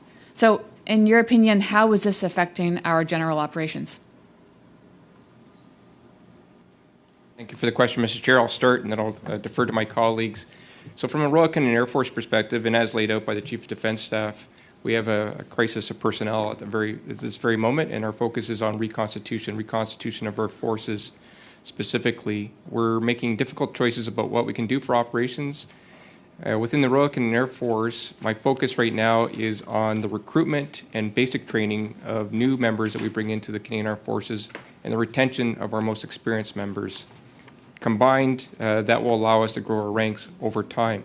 But in the short duration, in the coming years, we are consciously looking at what capabilities we're privileging over others to make sure that we are not overstretching our members and in particular the families as we move forward, because that leads into retention, as I mentioned earlier. Okay, perfect, thank you. For many reasons that we could dive into, it's clear we do have a personnel crisis, and one of the issues is that of housing. So with relation to our Arctic right now, with regards to the study, how many Canadian Armed Force members do we currently have stationed in the Arctic? And is there appropriate housing for them? Because if we're wanting and needing to expand our presence in the North, what is the housing going to look like and the quality of the housing on our operational basis? Thank you. Thank you. I'll start. Thank you, Mr. Chair, for the question. I don't have the specific number of members that work in the Arctic or in the territories, and I refer to my colleagues if they have some of those answers. But what I'll say is one of our main concentration of forces is within Yellowknife. We have a squadron there, 440 Squadron, that provides Twin Otter capability, and that's where Joint Task Force North is located. We also have additional members that are located in Inuvik and as well as in Iqaluit. And then there's the Ranger population that's up there. Within Yellowknife, there is some housing options that are available to the members that live there. Okay. Unless others have the answer to Ms. Cramp-Newman's question about operating I think it's a pretty legitimate question. I think if you could undertake to find that out, that would be helpful. Thank you, Chair. Thank you. So to follow up with that, regarding the personnel crisis with the Navy, if 15 Canadian service combatants were delivered today, how many could our Navy fully staff and operate? Thank you very much for the question, Mr. Chair. The fortunate thing is that the design of the Canadian Surface Combatant actually involves a crew reduction. So right now on operations, the Canadian frigates deploy with a crew of approximately 250, and we're anticipating the Canadian Surface Combatant will have a crew of around 210. And so the savings there actually allows us to continue with the current establishment that we have. Though we are very carefully examining our crewing models, our establishment models, to make sure that we create a sustainable structure, and we are exploring what other navies around the world are doing, so we will not necessarily continue with the same crewing model in order to maximize our operational effectiveness. Perfect, thank you. And last questions with regards to the Royal Canadian Air Force. How many fighter pilots are we short today compared to January of 2020? Do we have a ballpark? Thank you for the question, Mr. Chair. Since 2020, our number of fighter pilots has increased, I want to say, by about 2, which, considering the strength of the fighter pilot, is actually a big success.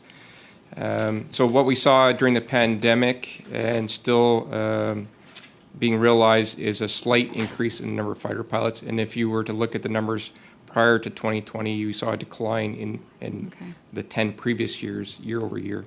So if Canada were called upon today to meet NORAD and NATO requirements at full strength simultaneously, do you think we could muster these forces? Yes or no? From an Air Force perspective, we prioritize our efforts based on our capacity, and that would be a recommendation that we would give to the Chief of Defence Staff. Okay, fair enough. Mr. Robillard, 5 minutes, s'il vous plaît. 5 minutes, please. Thank you very much, Chair. How can the Canadian Rangers take advantage of the forces operations in the north? Could they be better used? And could their capacities in this area be improved? Thank you for the question.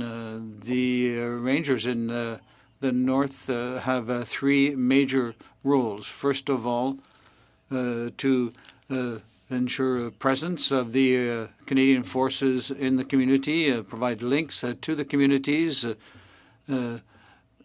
with regard to the needs of the community and awareness of the community, and also with regard to their knowledge of the climate, of the land. This can be an excellent resource for the deployment of Canadian forces in the same area. And for themselves, it's an issue of their role as members of a community, and typically they're about 48 years old. They have 13 days work as Rangers during a year, and of service as Rangers in their community, from their community, and their ability to support their community in periods of stress, for example, of flooding or evacuation.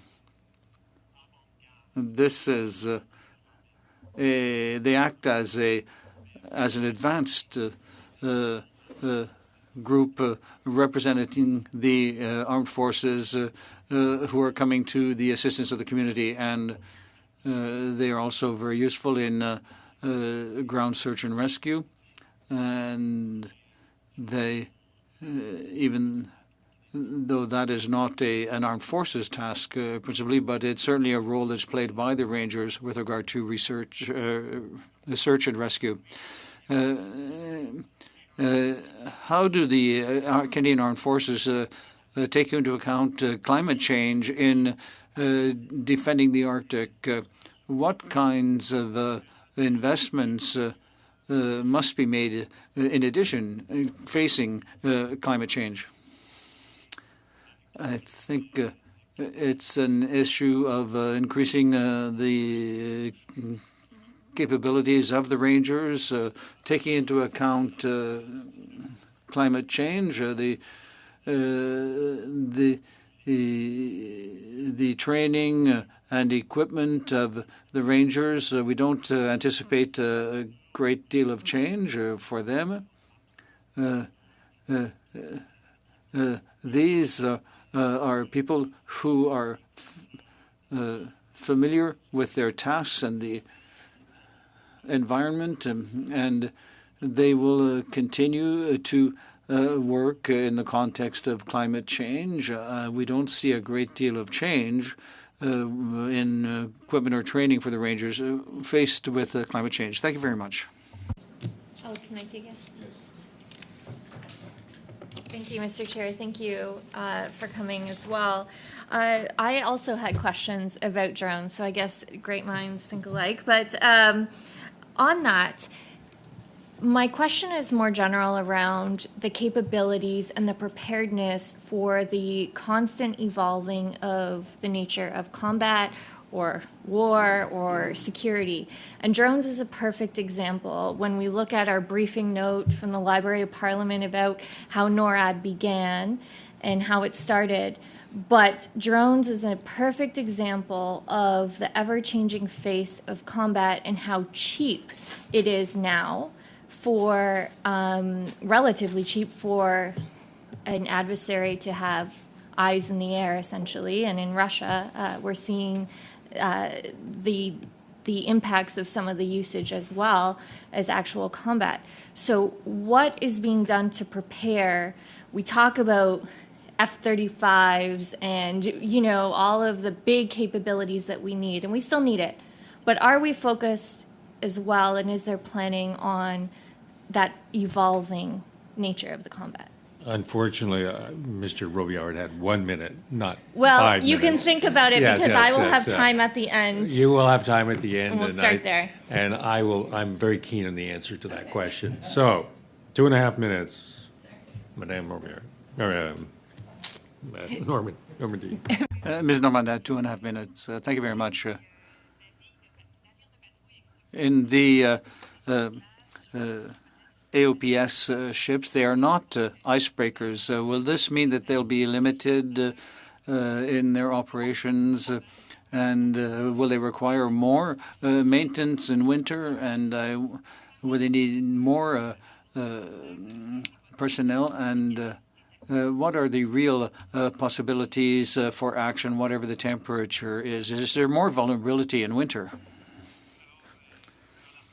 In the Arctic, it's always difficult during the winter because it's dark all the time, and it's really cold. The ice is everywhere, and it's an environment that is more difficult to operate in. But I think that our capacities in that area are equal to that of our adversaries. The climate is the same for everybody, and all our systems in the Navy are capable of continuing to operate in such conditions. But I know it's the same for everybody. I'm not convinced that you do not have the same resources as countries that have nuclear submarines or that have icebreakers. Compared with other countries, what is our capability?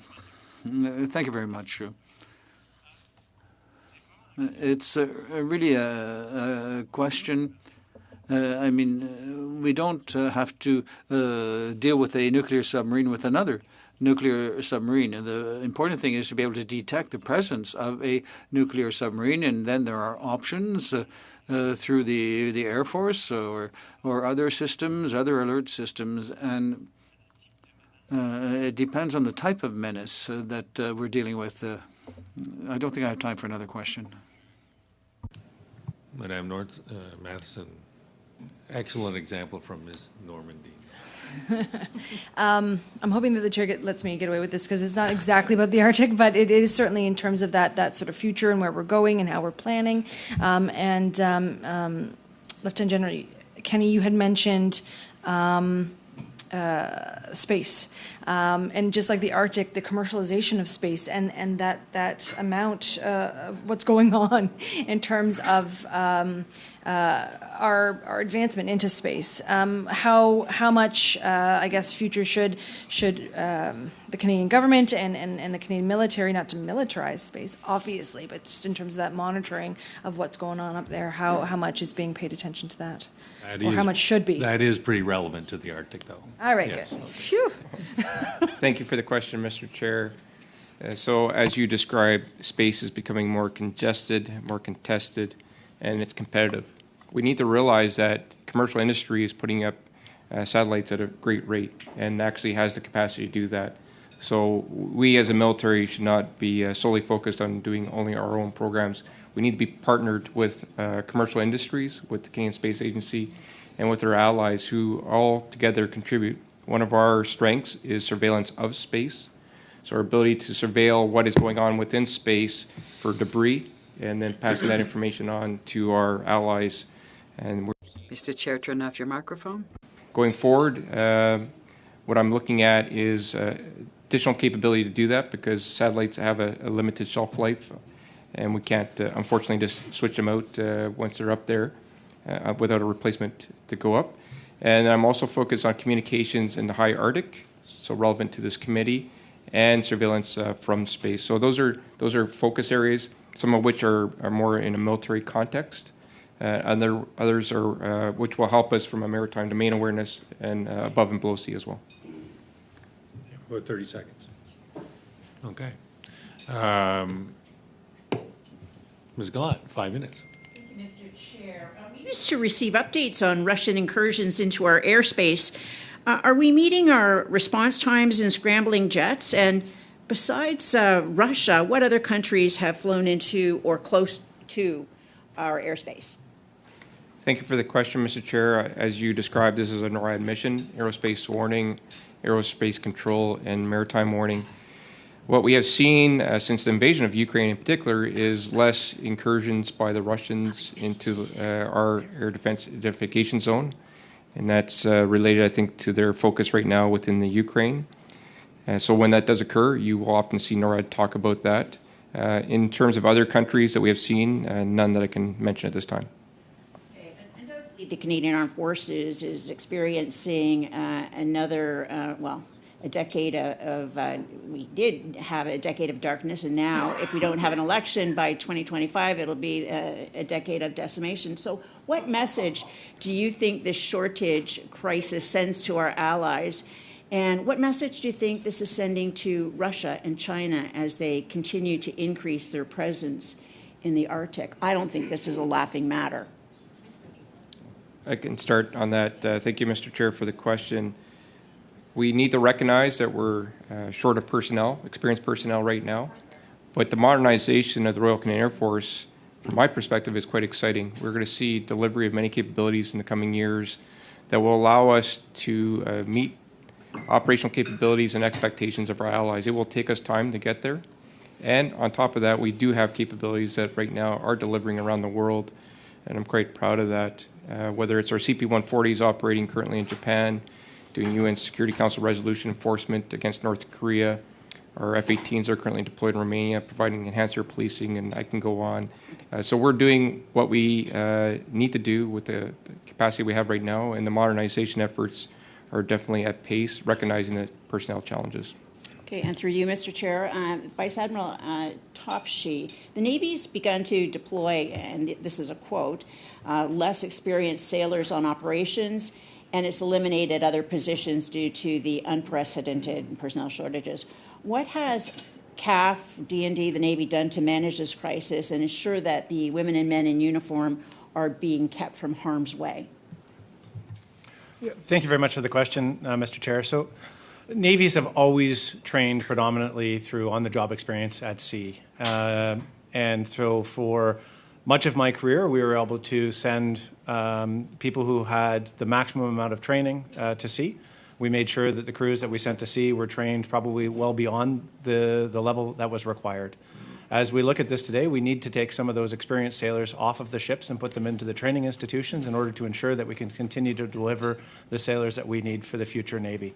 I am comfortable that the level of quality of the crews that we are deploying today are at least as good as they've been in the past. The talent amongst our sailors is remarkable, and we have a very robust sea training staff on both coasts to make sure that that quality level is sustained through it.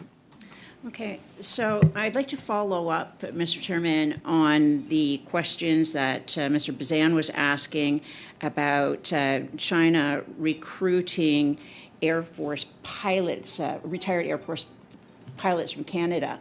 And to that, I'd like to move that the committee call the Minister of National Defence to testify concerning the credible reports that the Royal Canadian Air Force trained fighter pilots have undertaken employment by the People's Republic of China to train their Air Force, and that the minister appear for no fewer than 2 hours within the next 7 days.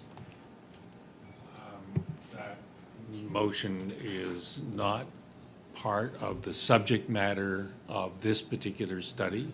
It is, however, with 48 hours in proper order.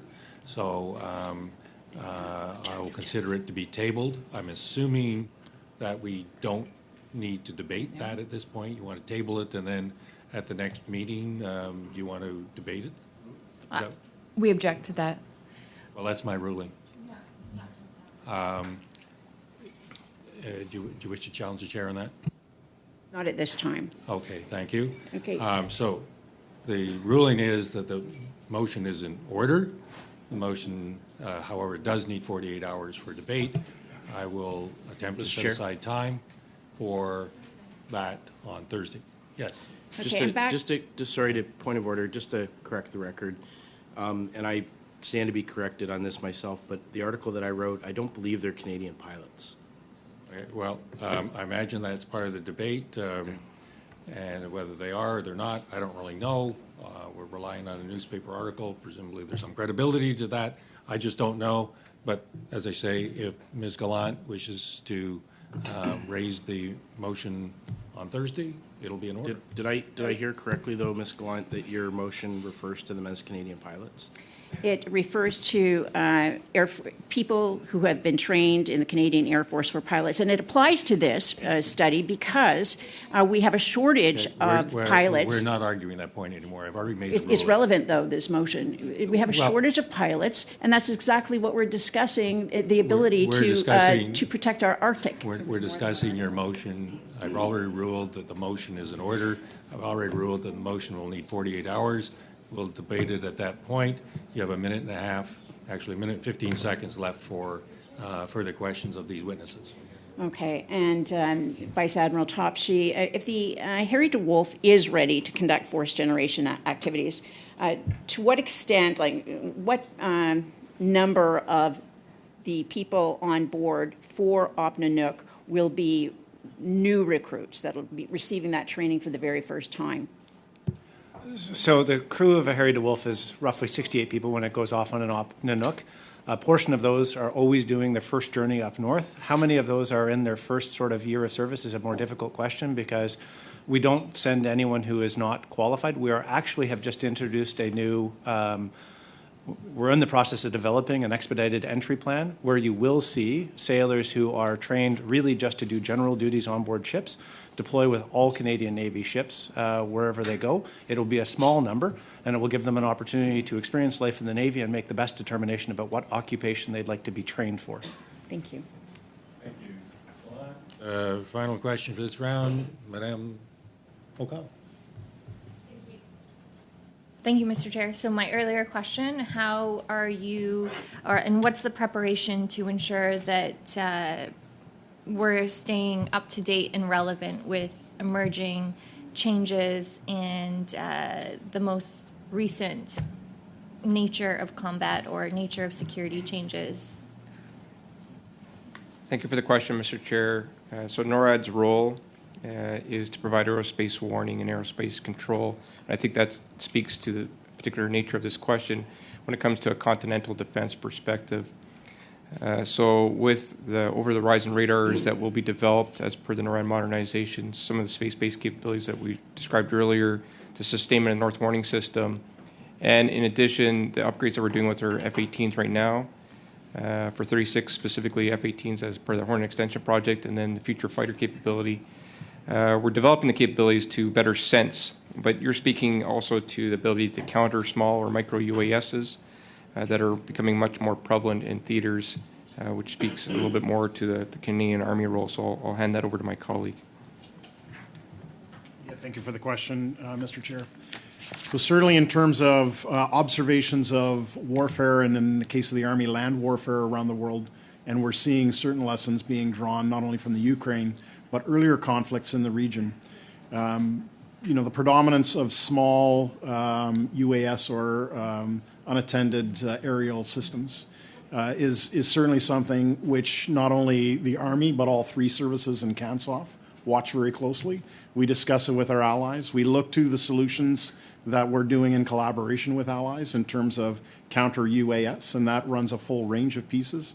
The Canadian Armed Forces has not yet selected any type of specific response to that because the technology is rapidly emerging. But that one, particularly in an Arctic operating environment, is one area that certainly deserves our continued attention. Thank you. And again, I refer back to the, you may not have seen it, but I mean, the Library of Parliament does a little briefing note for us in terms of the history. And just looking at it, you know, obviously the history of NORAD after the Cold War, and then there's a note about changes after the September 11th terrorist attack in the U.S., kind of changed the mandate in terms of internal threats as well. I guess my question is again around agility. And if you look at the history and then that change after 9/11, is there a formal change within the within the agreements in the ally partnership in terms of taking into account the changes in the nature of security and defense, or is it just reacting to extreme events, right? Or do you constantly review the nature of the threat, or do you wait until there is a large-scale event like 9/11? I would argue the Russian invasion of Ukraine should give us serious thought about the nature of combat and security and defense. But is there a formal process that you have to go into with our allies in the U.S., or are you constantly having these conversations? Yeah, thank you very much for the question, Mr. Chair. So we have a formal agreement, memorandum of understanding that forms a binational command, the only one in the world, initially focused on aerospace warning and aerospace control, and was expanded in the last decades with maritime warning. And I think that speaks to NORAD looking internally to see what we can do to expand, if required, to meet the future security environment. But we need to recognize it's a binational command. So we need to understand what that means as Canadians and whether or not we want to make that a binational responsibility or strictly a national responsibility. But we're so closely aligned with the U.S. in the military that irrespective of how that is formalized, we do work very closely amongst all our U.S. military partners to make sure that we're providing a focus on continental defense, and then specifically what we are doing within the Air Force, Navy, and Army, if I can speak on behalf of my colleagues, to make sure that we're thinking of those threats as we move forward. Thank you. Colleagues, we have 7 minutes left with this very able and distinguished panel. I could basically do a minute. Well, for Ms. Masson, half a minute. But Mr. Kelly, have you got a question for a minute? I do. My question is, I think, a quick one, but I'd like if each panelist could answer it. We had a lot of talk about the general acknowledgement of a crisis around personnel. Can each member give us the actual jobs, the top positions that can't be filled? What is it? Is it engineers? Is it medical? Is it pilots? Is it equipment operators? Where are the critical shortages? If each of you could respond to that. Mr. Chair, I'll go first to answer that question. In terms of within the Canadian Army, first and foremost, it's a signals trade, so communications, but also not only communications, but computer systems trades are distressed. It also includes engineers, but not combat engineers, but more pertains to the professional engineers that help with our acquisition program and our ability to create that type of capability development in the land domain. And finally, we all share the same pressure in terms of medical people from the Canadian Forces Health Services, as well as administrative folks, particularly clerks, or human resources managers and financial managers, which we lack across the entirety of the structure. Thank you, Mr. Kelly. Madame Normandin. 1 minute. Ms. Norman, 1 minute. Thank you. I think that with melting of the ice, I know that we don't currently have the ability to monitor the change in water levels, and can we better protect sovereignty in the north? Thank you very much for the question. currently, I'm confident that we can protect our sovereignty, our capacity in all the branches of the armed forces are sufficient to ensure and protect the sovereignty of the Canadian North for the threats of today and of tomorrow. And as the Chief of Staff said, as we go forward, we have to continue to improve to meet any new challenges.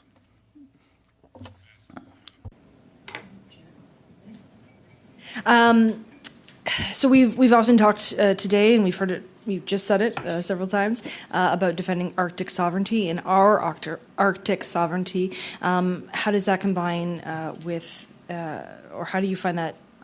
Talking about balance a lot, I guess, but how do you find that balance in protecting Inuit sovereignty, and how does that combine in your day-to-day functions? So thank you very much for the question, Mr. Chair. So one of the highlights for us of the introduction of the Harry DeWolf class is that we've worked to affiliate each of the 6 Harry DeWolf class with the 6 regions of the Inuit North to make sure that we are, from the beginning, understanding the region through the communities who live there. And as I said before, our goal is to make sure that our presence is a benefit and never comes at the detriment of anything that's happening up there. And so we're working very closely with the communities of the North to make sure that we live up to that expectation. Manson, and I'll ask the final question. And the final question I have is that you see Elon Musk do some pretty bizarre things, particularly lately, the last of which was he threatened to cut the Ukraine off from satellite access. And then he reversed himself 24 hours later. But it does speak to a vulnerability. And it particularly speaks to a vulnerability that I think we have up north, which is our reliance on satellite communications. So can any one of you, I'm assuming General Kenny will be the one who's to respond to this, but do we have a similar vulnerability to a commercial-based, owner-operated satellite system that we access? Thank you for the question, Mr. Chair. So you speak to SpaceX as one component of many of industry and commercial providers putting multiple satellites up, which will benefit all Canadians and many members around the world. From my perspective, the ability to have redundancy and resiliency comes with increased capacity, whether that's through commercial, industry, private partnerships, or military. It's not going to be one alone. We need to understand what the vulnerabilities are and make sure that we have capacity or capability to switch to others as required, and we do that even for some of our current systems right now. But I do believe that if we don't partner closely with our commercial industry, or with our commercial satellite providers, then we won't be as successful as we could as we move forward. Thank you, each one of you, for coming before us. As you can see, you really got the attention of the committee, very engaged, and an excellent launch to this study. And we look forward to you coming back to the committee from time to time as we move on to other studies. So with that, the meeting is adjourned. Thank you very much.